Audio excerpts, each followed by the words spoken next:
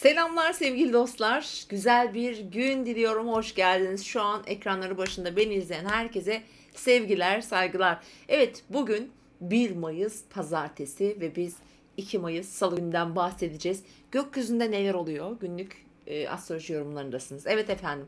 Şimdi arkadaşlar bu gece Pazartesi gününden Salı'ya geçtiğimiz gece çok önemli. Dün söyledim. Merkür Güneş'in kalbinde tam olarak kavuşacaklar. Hemen size saati söylüyorum.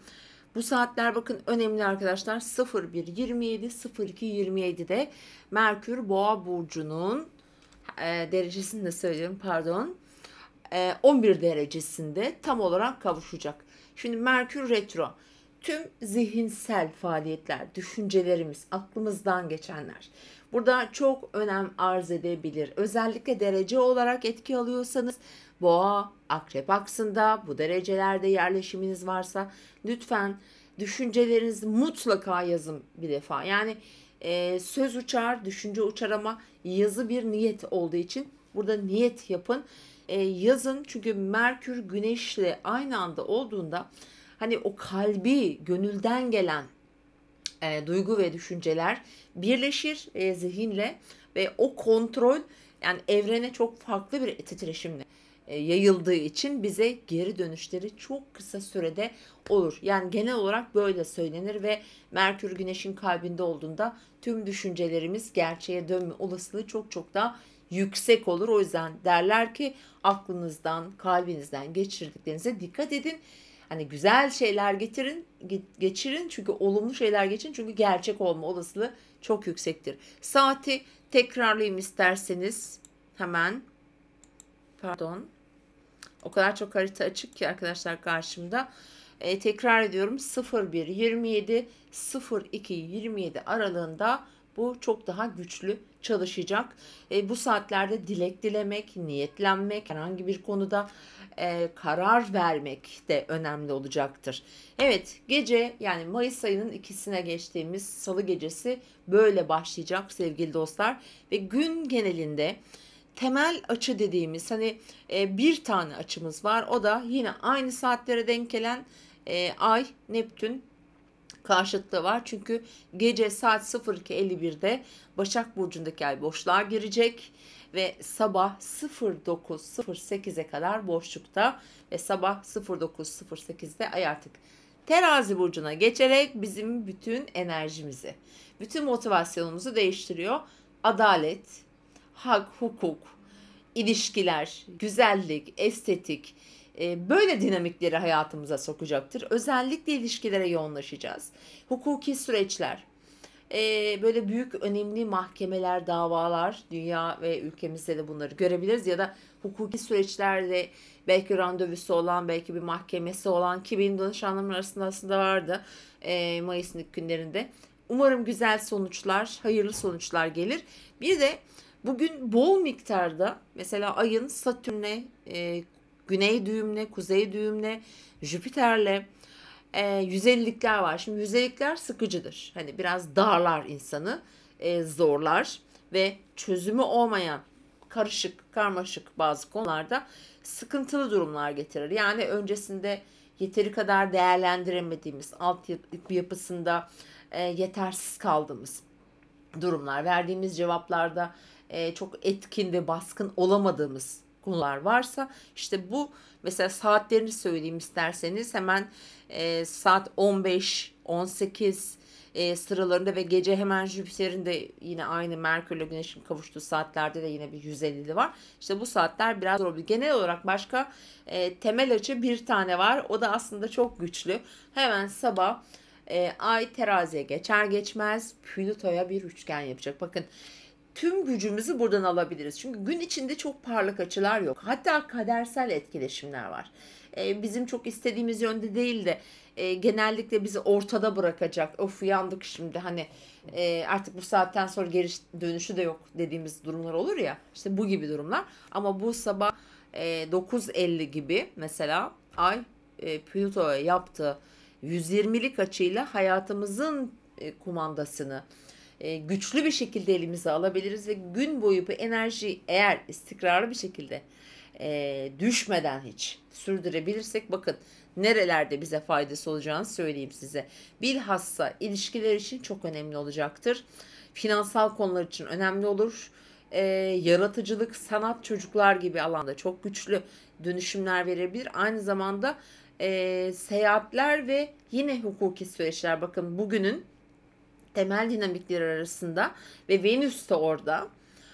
Aynı zamanda bu saat şimdi vereceğim saatler de var. Bence bu saati çok güçlü olumlamalarla bence destekleyebiliriz. Olumlu olabilir. Şimdi güzel saatlerimi söylüyorum. Sonra çok önemli bir haberim var son olarak size. Şimdi sabah 8:20-9:17 gerçekten 10 numara 5 yıldız bir saat. Bakın hem ayın Plüto'ya olumlu açısı var hem aynı zamanda çok güçlü venüsyen etkiler var. Bakın günü yönetmek için gerçekten doğru bir saat olabilir. Tüm planlarınızı belki de bu saatte yapsanız daha mantıklı olur. İkinci saat 15:01-15:58'de öğle saatlerine denk geliyor. O saate denk gelen bakalım bizim nasıl bir açımız varmış. Hemen bakıyoruz. Çok bir güçlü bir açımız yok o saatlere denk gelen. Ayın düğümlerle bir 150'liği var. Yine benzer dakikalar oynasa da yakın saatlerde kadersel gelişmeler. İlişkilerde bakın tutulmaya doğru gittiğimiz için tutulma etkileri de güçlü. Hemen 5'inde bugün ikisini anlatıyoruz. 3 gün sonra bir tutulma var. Yani ay tutulması var. Dolayısıyla kadersel dediğimiz bazı ilişkilerde böyle bir çatlama, patlama, kopma sesleri olabilir. Böyle de düşünmeliyiz. Sevgili dostlar, şimdi son saatimizi söyleyelim ama bu saat güzel bakın 15:01 15:58 evet bu saat güzel. Burada biraz daha toparlayabiliriz. Son saatim 22-23 arasında yani 10 ile 11 aralığına hemen bakıyoruz. O saatlere denk gelen çok ciddi bir açımız yok. Gün genelinde evet Venüs'ün Ay'la güzel bir etkileşimi var. Bu saate denk gelen bir güzel bir yorum, güzel bir fikri, güzel bir düşünceyi hayata geçirmek için atılacak bir adım. Böyle eleştirmeden biraz daha akılcı, daha mantıklı yaklaşımlar çözüm olabilir açıkçası sevgili dostlar. Böyle bir gün artık Mayıs ayına girdik, tutulma haftasındayız ve Mayıs sonuna kadar o kadar arkadaşlar güçlü gündemlerimiz var ki. Şimdi biraz önce aylık Mayıs ayı burç yorumlarını çektim, bitirdim. Her burç için tek tek tüm yaşayacağımız transitlerin tarihlerini verdim. Hakikaten çok önemli. Özellikle bazı burçlarımız için inanılmaz sürprizler geliyor. Çünkü Uranüsyen bir tutulma. Çünkü Uranüsyen günlere geçiyoruz. Özellikle 9-10 Mayıs çok çok çok sürprizli gerçekten. Çok marjinal günler geliyor. Beklenmeyeni bekle dediklerim günlerden. Şimdi bu yayından sonra hepsini aynı anda bir anda Allah nasip ederse peş peşe yayınlayacağım. İzleyin, izletin, paylaşın. Lütfen küçücük de olsa bir yorum yapın. Lütfen abone değilseniz abone olun. Abone olan arkadaşlara söylemiyorum. Benim devamlı sadık, sevgili, değerli izleyici dostlarım. Ellerinize sağlık. Ağzınız, diliniz, elleriniz dert görmesin. Bol bol para görsün diyorum ki Jüpiter'in de şimdi boğaya geçtiği bir aya girdik. 16 Mayıs'ta artık Jüpiter boğa burcuna geçiyor. Bu arada tüm boğaların, tüm akreplere gerçekten çok önemli ve çok özel fırsatlar getirecek. Her ne kadar akrep burçlarında da bir tutulmayla böyle bir kriz dönüşüm yaşasalar da unutmayın Jüpiter imdadımıza Hızır gibi yetişiyor. Gerçekten çok bereketli zamanlar yaşayacağız, günler yaşayacağız.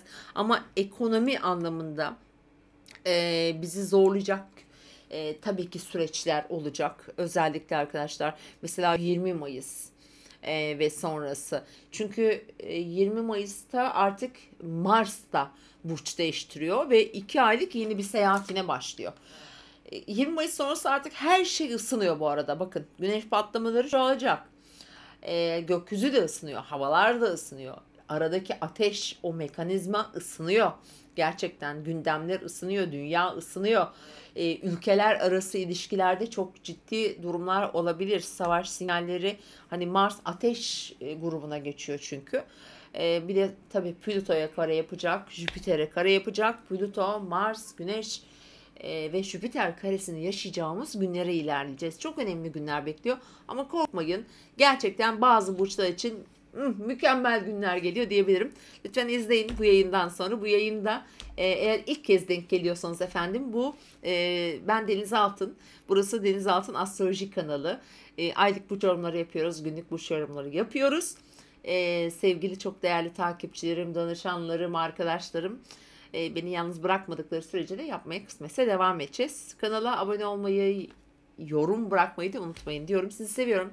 Kendinize iyi bakın. Mutlu bir Mayıs diliyorum hepimize. Hoşçakalın.